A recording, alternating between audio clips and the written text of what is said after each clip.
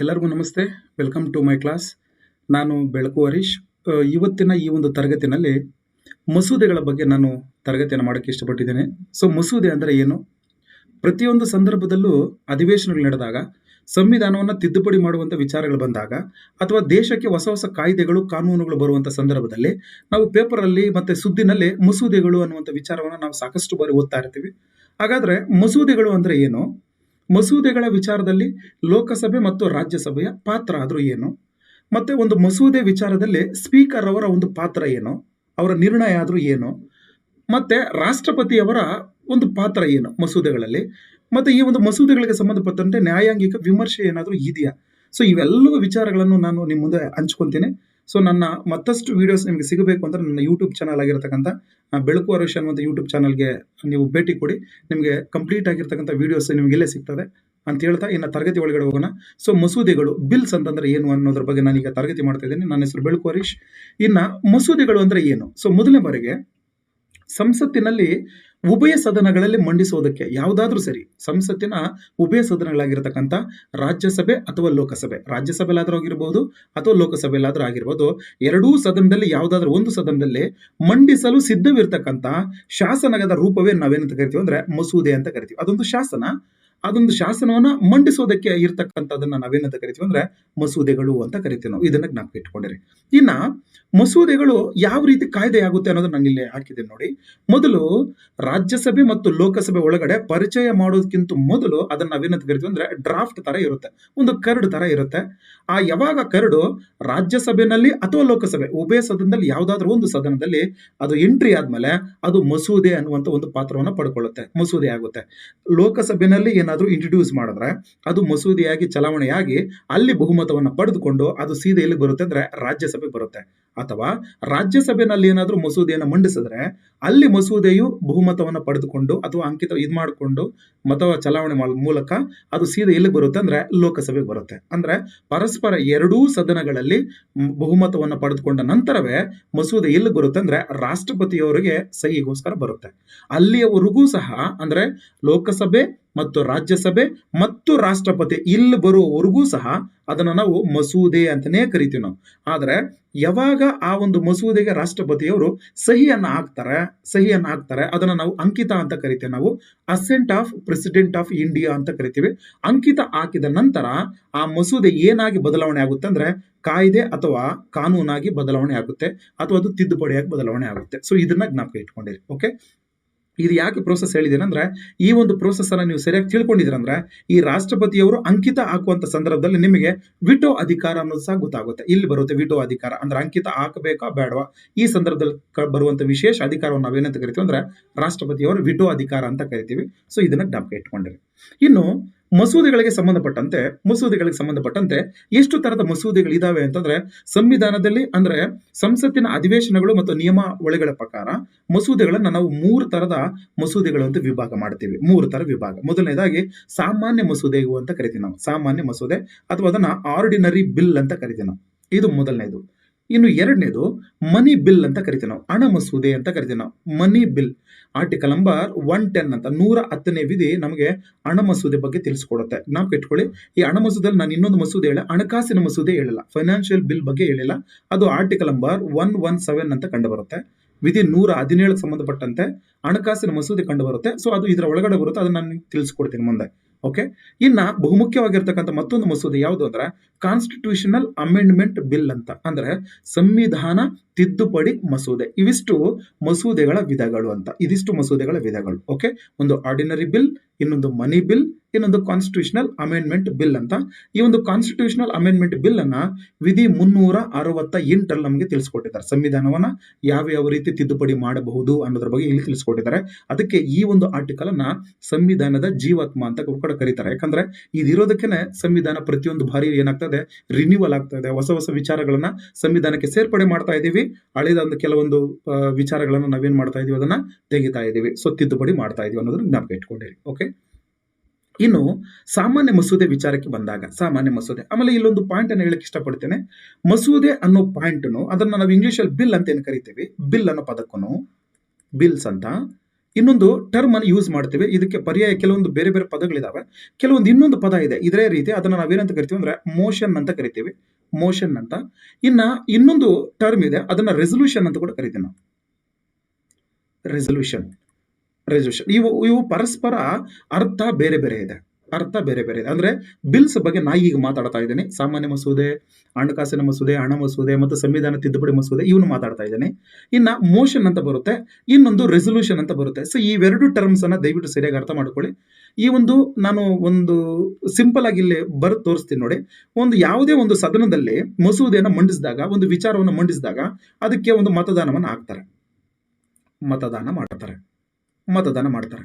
ಅಂದ್ರೆ ವೋಟಿಂಗ್ ಆಗ್ತಾರಲ್ಲ, ಈ ಮತದಾನ ಮಾಡೋದಕ್ಕಿಂತ ಮುಂಚಿತವಾಗಿ ಇರೋದನ್ನ ನಾವು ವಿಚಾರಗಳನ್ನ ಅಥವಾ ಕೆಲಸದ ಒಂದು ಚಿಂತನೆಗಳನ್ನ ನಾವೇನಂತ ಕರಿತೀವಿ ಅಂದ್ರೆ ಮೋಷನ್ಸ್ ಅಂತ ಕರಿತೀವಿ ನಾವು. ಮೋಷನ್ ಅಂತ ಕರಿತೀವಿ ನಾವು. ಇನ್ನ ಯಾವುದೇ ಒಂದು ಮಸೂದೆಗೆ, ಯಾವುದೇ ಒಂದು ಮೋಷನ್ಗೆ ಮತದಾನ ನೀಡಿದ ನಂತರ, ಚರ್ಚೆ ಆದ ನಂತರ ಅದು ಫೈನಲ್ ಆಗುತ್ತಲ್ಲ, ಫೈನಲ್ ಆಗೋದನ್ನ ನಾವೇನಂತ ಕರಿತೀವಿ ಅಂದ್ರೆ ರೆಸಲ್ಯೂಷನ್ ಅಂತ ಕರಿತೀವಿ ನಾವು. ರೆಸಲ್ಯೂಷನ್. ಸೊ ಇದು ಪದಗಳನ್ನ ಜ್ಞಾಪಕ ಇಟ್ಟುಕೊಂಡ್ರಿ.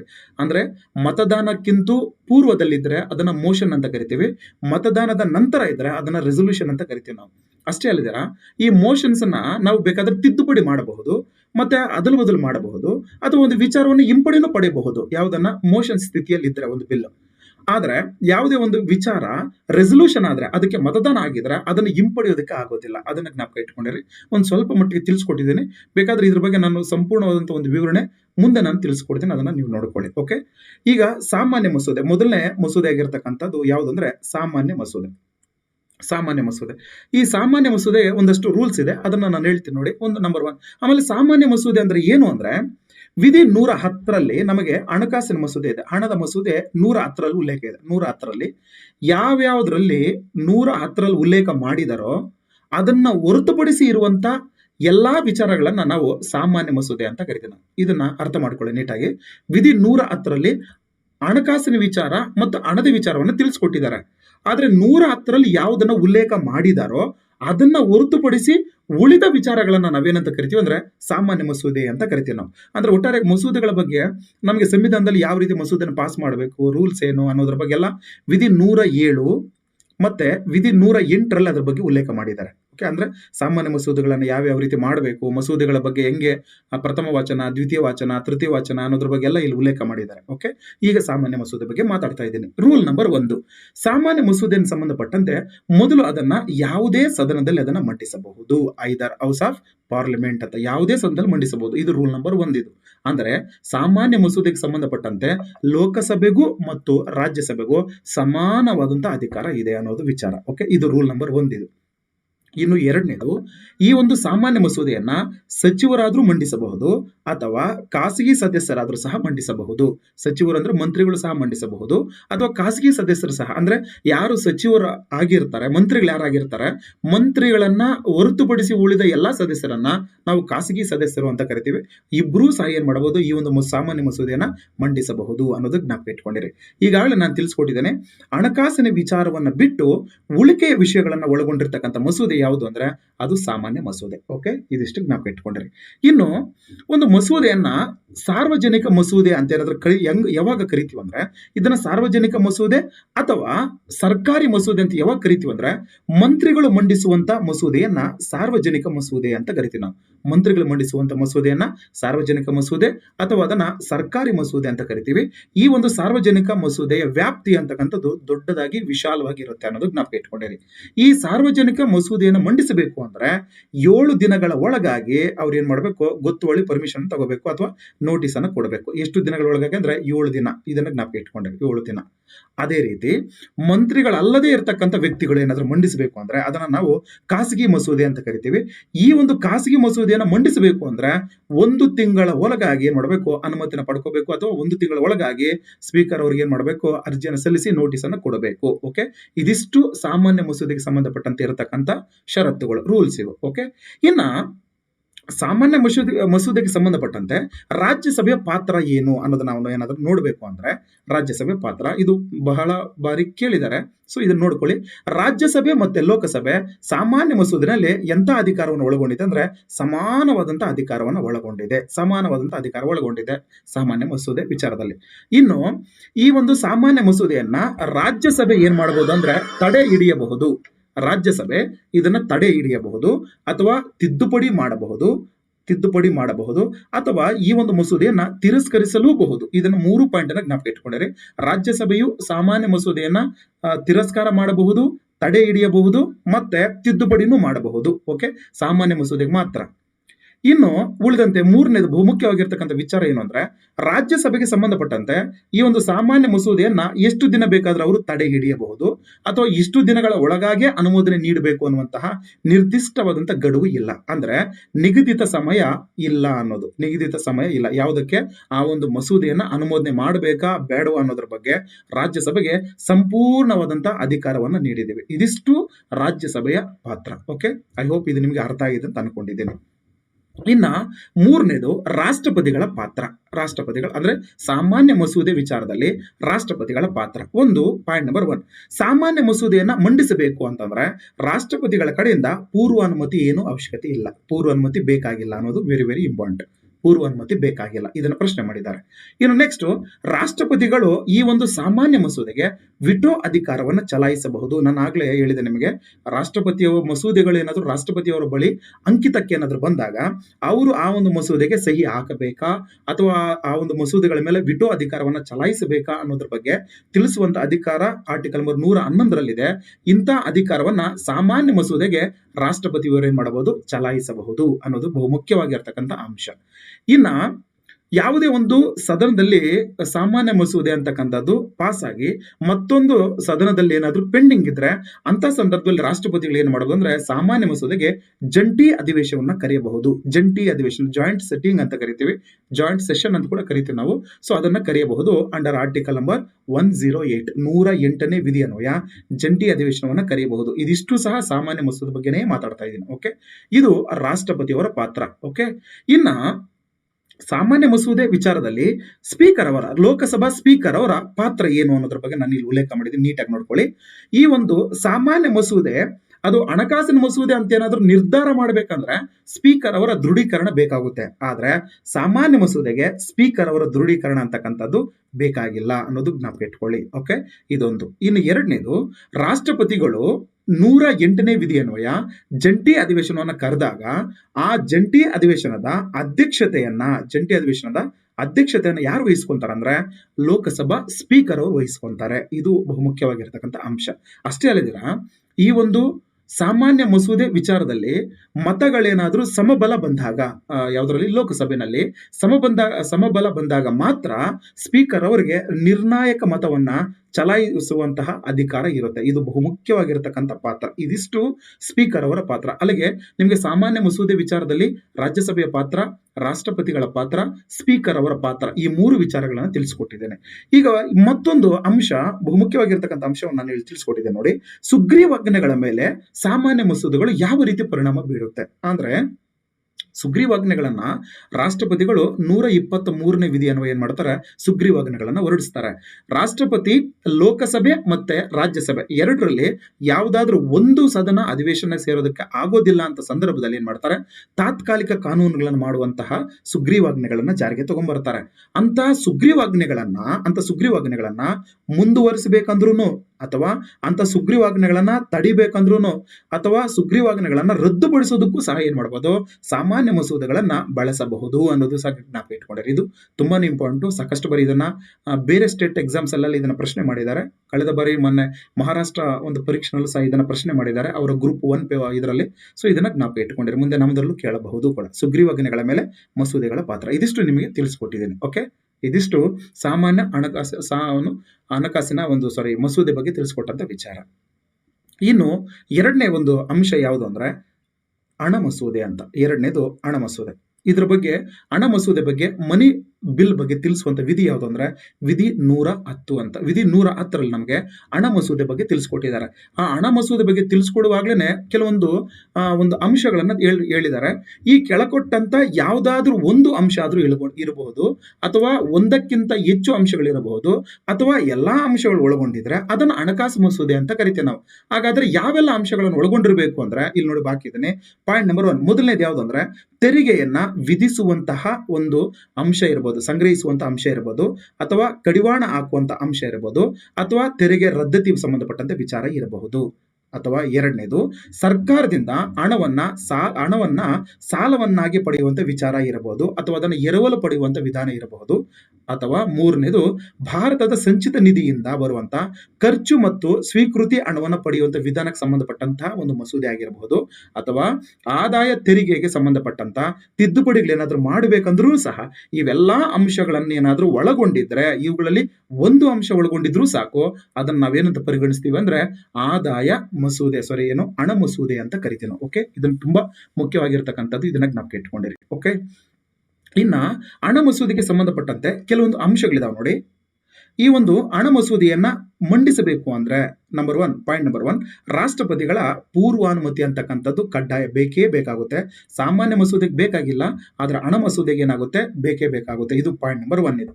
ಇನ್ನ ಎರಡನೇದು ಹಣ ಮಸೂದೆಗೆ ಸಂಬಂಧಪಟ್ಟಂತೆ ಈ ಒಂದು ಮಸೂದೆಯನ್ನ ಮೊದಲು ಎಲ್ಲಿ ಮಂಡಿಸಬೇಕಂದ್ರೆ ಲೋಕಸಭೆಯಲ್ಲೇ ಮಂಡಿಸಬೇಕು, ಜನಪರ ಸದನದಲ್ಲೇ ಮಂಡಿಸಬೇಕು ಅನ್ನುವಂತ ಒಂದು ಅಂಶವನ್ನ 110ರಲ್ಲಿ ನಾವು ಉಲ್ಲೇಖ ಮಾಡ್ತೀವಿ ನಾವು. ಓಕೆ, ಇನ್ನು ನೆಕ್ಸ್ಟ್ ಈ ಹಣ ಮಸೂದೆಗಳನ್ನ ಸಾಮಾನ್ಯವಾಗಿ ಅಧಿಕಾರ ರೂಢ ಪಾರ್ಟಿಯ ಸಚಿವರ ಏನ್ ಮಾಡ್ತಾರೆ ಅದನ್ನ ಮಂಡಿಸ್ತಾರೆ ಅನ್ನೋದನ್ನು ಜ್ಞಾಪಕ ಇಟ್ಕೊಂಡಿರಿ. ಇನ್ನು ಬಹುಮುಖ್ಯವಾಗಿರ್ತಕ್ಕಂಥದ್ದು ಏನಪ್ಪಾ ಅಂದ್ರೆ ಈ ಒಂದು ಹಣ ಮಸೂದೆಗೆ ಬೇಕಾಗಿರ್ತಕ್ಕಂಥ ಬಹುಮತ ಯಾವುದು ಅಂದ್ರೆ ಅದು ಸರಳ ಬಹುಮತ ಇದ್ರೆ ಸಾಕು, ಈ ಒಂದು ಹಣ ಮಸೂದೆ ಅನ್ನತಕ್ಕಂಥದ್ದು ಈ ಸುಲಭವಾಗಿ ಏನ್ ಮಾಡಬಹುದು, ಪಾಸ್ ಮಾಡಬಹುದು. ಇದಿಷ್ಟು ಹಣ ಮಸೂದೆಗೆ ಸಂಬಂಧಪಟ್ಟಂತ ವಿಚಾರ. ಇನ್ನ ಮನಿ ಬಿಲ್ಗೆ ಸಂಬಂಧಪಟ್ಟಂತೆ ಸ್ಪೀಕರ್ ಅವರ ಪಾತ್ರ ಏನು ಅನ್ನೋದು, ಇದು ತುಂಬಾ ಕಾಂಟ್ರವರ್ಸಿ ಆಗಿರ್ತಕ್ಕಂಥ ಒಂದು ಅಂಶ.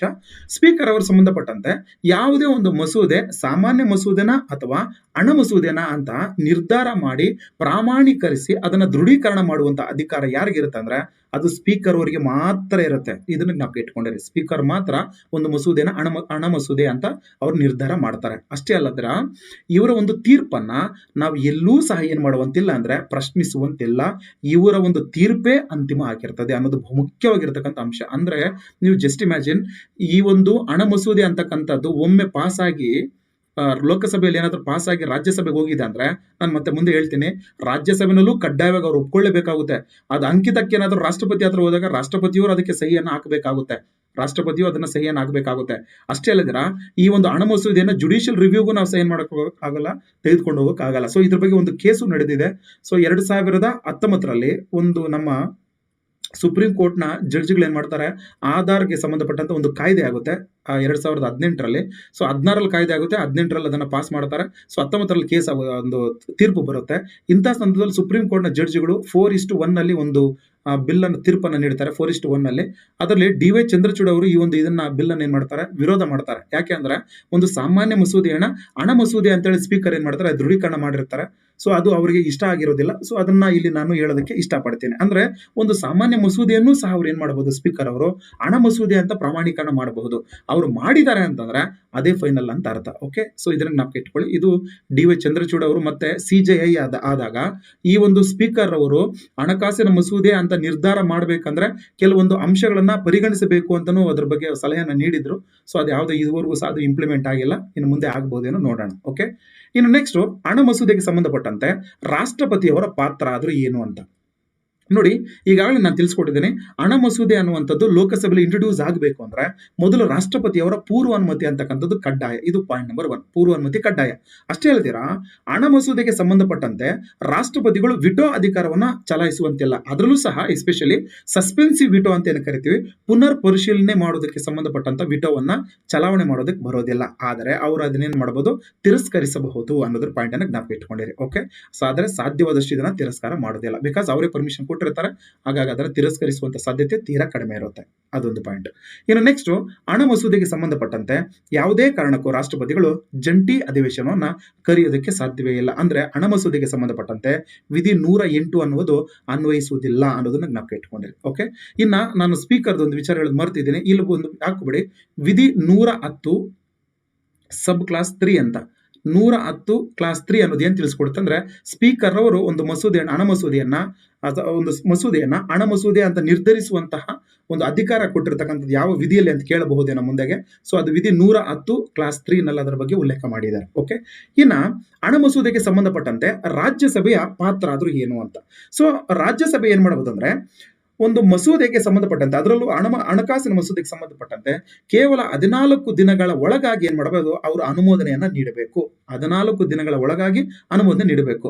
ಒಂದು ವೇಳೆ ಅನುಮೋದನೆ ನೀಡಿಲ್ಲ ಅಂತಂದ್ರೆ ಆ ಒಂದು ಮಸೂದೆಗೆ ರಾಜ್ಯಸಭೆ ಒಪ್ಪಿಕೊಂಡಿದೆ ಅಂತಾನೆ ಅದನ್ನ ಪರಿಗಣಿಸ್ತಾರೆ ಕೂಡ. ಓಕೆ, ಸೊ ಇದು ರಾಜ್ಯಸಭೆಗೆ ಇರತಕ್ಕಂತ ಒಂದು ಹಿನ್ನಡೆ ಅಂತಾನೆ ಕರಿಬಹುದು. ಈ ಒಂದು ಅಂಶದಿಂದನೇ ನಮ್ಮ ಚಂದ್ರಚೂಡ್ ನ್ಯಾಯಾಧೀಶರು, ನಿವೃತ್ತ ನ್ಯಾಯಾಧೀಶರು ಇದನ್ನ ಅಪೋಸ್ ಮಾಡಿದ್ರು. ಯಾಕಂದ್ರೆ ಒಂದು ಸಾಮಾನ್ಯ ಮಸೂದೆಯನ್ನ ಹಣದ ಮಸೂದೆ ಅಂತ ಏನಾದ್ರೂ ಚಲಾವಣೆ ಮಾಡಿದ್ರೆ ಇಲ್ಲಿ ಸ್ಪೀಕರ್ ಅವರ ಅಧಿಕಾರ ಅನ್ನೋದು ಉತ್ತುಂಗಕ್ಕೆ ಇರುತ್ತೆ. ಅಷ್ಟೇ ಅಲ್ಲದೆ ರಾಜ್ಯಸಭೆ ಅಧಿಕಾರವನ್ನ ಕಡಿವಾಣ ಮಾಡ್ದಂಗೆ ಆಗುತ್ತೆ ಅನ್ನುವಂತ ಉದ್ದೇಶ ಅವರದಾಗಿತ್ತು. ತುಂಬಾ ಉತ್ತಮವಾದಂತ ಒಂದು ನಿರ್ಧಾರ ಅದು. ಓಕೆ, ಇನ್ನು ನೆಕ್ಸ್ಟ್, ರಾಜ್ಯಸಭೆಯು ಹಣ ಮಸೂದೆಯನ್ನ ತಡೆ ಹಿಡಿಯಲು ಸಾಧ್ಯವಿಲ್ಲ. ಯಾವುದೇ ಕಾರಣಕ್ಕೆ ಅದನ್ನ ತಡೆ ಹಿಡಿಯೋಕ್ಕಾಗೋದಿಲ್ಲ, ಮತ್ತೆ ರದ್ದುಪಡಿಸೋಕ್ಕಾಗೋದಿಲ್ಲ. ಆದ್ರೂ ಅವ್ರನ್ನ ಏನ್ ಮಾಡಬಹುದು, ತಿದ್ದುಪಡಿಯನ್ನ ಆದರೆ ಅದಕ್ಕೆ ಏನ್ ಮಾಡಬಹುದು, ತಿದ್ದುಪಡಿಗೆ ಸೂಚಿಸಬಹುದು. ಆದರೆ ಆ ತಿದ್ದುಪಡಿಯನ್ನ ಪರಿಗಣಿಸುವುದು ಅಥವಾ ಪರಿಗಣಿಸದೇ ಇರುವುದು ಯಾರಿಗೆ ಬಿಟ್ಟಂತ ವಿಚಾರ ಅಂದ್ರೆ ಅದು ಲೋಕಸಭೆಗೆ ಬಿಟ್ಟಂತ ವಿಚಾರ. ಓಕೆ, ಸೊ ಇದನ್ನ ಜ್ಞಾಪಕ ಇಟ್ಕೊಂಡಿರಿ. ಓಕೆ, ಲೋಕಸಭೆಗೆ ಬಿಟ್ಟಂತ ವಿಚಾರ. ಇನ್ನೊಂದು ಇಲ್ಲಿ ನೋಡಿ, ವಿಧಿ 117 ಕ್ಲಾಸ್ 2 ಅಂತ ಹಾಕಿದೆ ನೋಡಿ. ವಿಧಿ 117 ಕ್ಲಾಸ್ 2 ಪ್ರಕಾರ ಹಣಕಾಸಿನ ಮಸೂದೆಯಾದ 2ಕ್ಕೆ ಅಧಿಕಾರವಿದೆ ಅಂತ. ಅಂದ್ರೆ ಈ ಒಂದು ಇದು ಹಣಕಾಸು, ನಾನು ಆಗ್ಲಿ ತಿಳಿಸ್ಕೊಟ್ನಲ್ಲ ಫೈನಾನ್ಸ್ ಬಿಲ್ ಅಂತ, ಆ ಒಂದು ಫೈನಾನ್ಸ್ ಬಿಲ್ ಅಲ್ಲಿ ವಿಧಿ 117 ಕ್ಲಾಸ್ 1 ಅಂತ ಒಂದು ಬಿಲ್ ಬರುತ್ತೆ.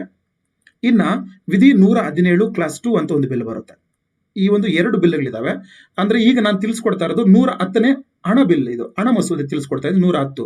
ಇವು ಏನು ಅಂದ್ರೆ 117 ಇದು ಫೈನಾನ್ಷಿಯಲ್ ಬಿಲ್ಸ್. ಇವು ಈ ಒಂದು ಫೈನಾನ್ಷಿಯಲ್ ಬಿಲ್ಗಳಿಗೆ ಸಂಬಂಧಪಟ್ಟಂತೆ 117 ಕ್ಲಾಸ್ 2 ಅಂತ ಬರುತ್ತಲ್ಲ, ಈ 117 ಕ್ಲಾಸ್ 2ಗೆ ಬೇಕಾದ್ರೆ ರಾಜ್ಯಸಭೆ ಏನ್ ಮಾಡಬಹುದು ಅಂದ್ರೆ ತಿರಸ್ಕಾರ ಮಾಡಬಹುದು, ಅದನ್ನ ಏನ್ ಮಾಡಬಹುದು, ರದ್ದುಪಡಿಸಬಹುದು. ಬಿಟ್ರೆ ಇನ್ನ 110ರಲ್ಲಿ ಬರುವಂತ ಹಣ ಮಸೂದೆಯನ್ನ 117 ಕ್ಲಾಸ್ 1 ನಲ್ಲಿ ಬರುವಂತ ಮಸೂದೆಗಳಿಗೆ ಅವರು ಯಾವುದೇ ಕಾರಣಕ್ಕೆ ತಡೆ ನೀಡೋದಕ್ಕೆ ಬರೋದಿಲ್ಲ ಅನ್ನೋ ಪಾಯಿಂಟ್ ಅನ್ನ ಇಲ್ಲಿ ಇಂಪಾರ್ಟೆಂಟ್ ಜ್ಞಾಪಕ ಇಟ್ಕೊಂಡಿರಿ. ಇದನ್ನ ಮತ್ತೊಂದ್ಸತಿ ನಾನು ಹೇಳೋದನ್ನ ರಿಪೀಟ್ ಮಾಡಿ ಕೇಳ್ಕೊಳ್ಳಿ. ಓಕೆ, ಇನ್ನು ರಾಜ್ಯಸಭೆಗಿಂತಲೂ ಸಹ ಹಣ ಮಸೂದೆ ವಿಚಾರದಲ್ಲಿ ಲೋಕಸಭೆಗೆ ಹೆಚ್ಚಿನ ಅಧಿಕಾರ ಇದೆ ನೋಡಿ. ಮೊದಲೇ ಲೋಕಸಭೆಗೆ ಹೆಚ್ಚಿನ ಅಧಿಕಾರ ಇದೆ, ಅದರಲ್ಲೂ ಸಹ ಸ್ಪೀಕರ್ ಅವರು ಏನಾದ್ರು ಈ ಒಂದು ಸಾಮಾನ್ಯ ಮಸೂದೆಯನ್ನ ಹಣ ಮಸೂದೆ ಅಂತ ಮಾಡಿದ್ರೆ ಮತ್ತಷ್ಟು ಅದರ ಒಂದು ಪ್ರಭಾವ ಹೆಚ್ಚಿಗೆ ಆಗುತ್ತೆ ಅನ್ನೋದು ಹಲವರ ಒಂದು ಅಭಿಪ್ರಾಯ. ಓಕೆ, ಇದಿಷ್ಟು ಹಣದ ಮಸೂದೆ. ಹಾಗಾದ್ರೆ ಹಣದ ಮಸೂದೆ ಯಾವುದನ್ನ ಒಳಗೊಂಡಿರುವುದಿಲ್ಲ? ಬಹುಶಃ ಪ್ರಶ್ನೆಗೆ ಸಂಬಂಧಪಟ್ಟಂತೆ ಹಣ ಮಸೂದೆಯು ಈ ಕೆಳಗಿನ ಯಾವ ಅಂಶಗಳನ್ನ ಒಳಗೊಂಡಿರುವುದಿಲ್ಲ ಅಂತಾದ್ರೂ ಕೊಡಬಹುದು.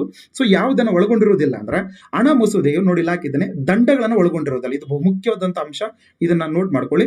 ಯಾವುದೇ ಕಾರಣಕ್ಕೂ ಹಣ ಮಸೂದೆಯು ದಂಡಗಳನ್ನ ಒಳಗೊಂಡಿರುವುದಿಲ್ಲ, ಶುಲ್ಕಗಳನ್ನ ವಿಧಿಸುವುದರ ಬಗ್ಗೆ ಒಳಗೊಂಡಿರುವುದಿಲ್ಲ. ಶುಲ್ಕವನ್ನ ಫೀಸ್ ಸಂಬಂಧಪಟ್ಟಂತೆ ವಿಧಿಸೋದಾಗಿರ್ಲಿ, ದಂಡಗಳನ್ನ ಕಲೆಕ್ಟ್ ಮಾಡೋದಾಗಿರ್ಲಿ, ಅಥವಾ ಪರವಾನಿಗಳನ್ನ ನೀಡುವುದಾಗಿರ್ಲಿ, ಇವು 3 ವಿಚಾರಗಳನ್ನ ಒಳಗೊಂಡಿರುವುದಿಲ್ಲ. ದಂಡ, ಶುಲ್ಕ ಮತ್ತೆ ಪರವಾನಗಿ, ಈ 3 ವಿಚಾರಗಳನ್ನ ಒಳಗೊಂಡಿರುವುದಿಲ್ಲ. ಇದಿಷ್ಟು ಹಣಕಾಸು ಮಸೂದೆ ಮತ್ತೆ ಸಾಮಾನ್ಯ ಮಸೂದೆಗೆ ಸಂಬಂಧಪಟ್ಟಂತ ವಿಚಾರ. ಇನ್ನೊಂದು ಬಹುಮುಖ್ಯವಾಗಿರ್ತಕ್ಕಂಥ ಒಂದು ಕೇಸನ್ನ ನಾನು ನಿಮ್ಮ ಮುಂದೆ ಹೇಳಕ್ ಇಷ್ಟಪಡ್ತೇನೆ.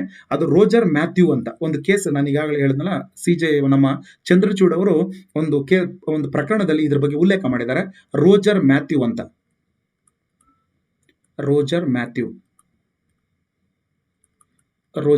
ಅನ್ನುವಂಥ ಒಂದು ಪ್ರಕರಣದಲ್ಲಿ Roger Matthew versus South Bank of India ಅಂತ, South Banks of India limited ಅಂತ ಒಂದು ಕೇಸ್ ಬರುತ್ತೆ.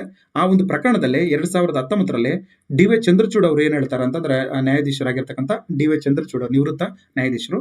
ಸೊ ಇವ್ರು ಏನ್ ತಿಳಿಸ್ಕೊಡ್ತಾರೆ ಅಂದ್ರೆ, ಯಾವುದೇ ಒಂದು ಸಾಮಾನ್ಯ ಮಸೂದೆಯನ್ನ ಹಣದ ಮಸೂದೆ ಅಂತ ಸ್ಪೀಕರ್ ಅವರು ವಿನಾಕಾರಣ ಅವರಿಗೆ ಮನಸ್ಸಿಗೆ ಬರೋ ರೀತಿಯಲ್ಲಿ ಪ್ರಮಾಣೀಕರಣ ಮಾಡಬಾರದು. ಒಂದು ವೇಳೆ ಮಾಡಬೇಕಂದ್ರೂ ಅದಕ್ಕೊಂದು ನಿಗದಿತವಾಗಿರ್ತಕ್ಕಂಥ ಮಾನದಂಡಗಳನ್ನ ನಾವು ರೆಡಿ ಮಾಡಬೇಕು ಅಂತ ಅವ್ರು ಏನ್ ಮಾಡ್ತಾರೆ, ಉಲ್ಲೇಖ ಮಾಡ್ತಾರೆ ಅಷ್ಟೇನೆ. ಅದು ಅಧಿಕೃತವಾಗಿ ಜಾರಿಗೆ ಬಂದಿರೋದಿಲ್ಲ, ಬೋರೆ ಅವರ ಅಭಿಪ್ರಾಯವನ್ನ ವ್ಯಕ್ತಪಡಿಸಿರ್ತಾರೆ ಅಷ್ಟೇ ಅನ್ನುವಂಥ ವಿಚಾರವನ್ನು ನಾನು ತಿಳಿಸ್ಕೊಡ್ತೇನೆ. ಬಹುಶಃ ಈ ಒಂದು ಪಾಯಿಂಟ್ ನಿಮಗೆ ಬಹುಮುಖ್ಯವಾಗಿ ಇಂಪಾರ್ಟೆಂಟ್ ಆಗಬಹುದು. ಇಲ್ಲಿಗೆ ನಮ್ಮ ಒಂದು ತರಗತಿನಲ್ಲಿ ನಾನು ಸಾಮಾನ್ಯ ಮಸೂದೆ ಮತ್ತೆ ಹಣದ ಮಸೂದೆ ಬಗ್ಗೆ ತಿಳಿಸ್ಕೊಟ್ಟಿದ್ದೇನೆ. ಇನ್ನು ಸಂವಿಧಾನದ ತಿದ್ದುಪಡಿ ಮಸೂದೆಯನ್ನು ಸಪರೇಟ್ ಕ್ಲಾಸಲ್ಲಿ ನಾನು ಅದನ್ನ ವಿವರಣೆ ಮಾಡಿಕೊಡ್ತೇನೆ. ಇದಿಷ್ಟು ಇವತ್ತಿನ ತರಗತಿ. ಐ ಹೋಪ್ ಈ ಒಂದು ಕ್ಲಾಸ್ ನಿಮಗೆ ಇಷ್ಟ ಆಗಿದ್ರೆ ಲೈಕ್ ಮಾಡಿ, ಶೇರ್ ಮಾಡಿ, ಸಬ್ಸ್ಕ್ರೈಬ್ ಮಾಡಿ ಅಂತ ಹೇಳ್ತಾ ನಾನು ಈ ಒಂದು ತರಗತಿಯನ್ನು ಎಂಡ್ ಮಾಡ್ತೇನೆ. Thank you so much.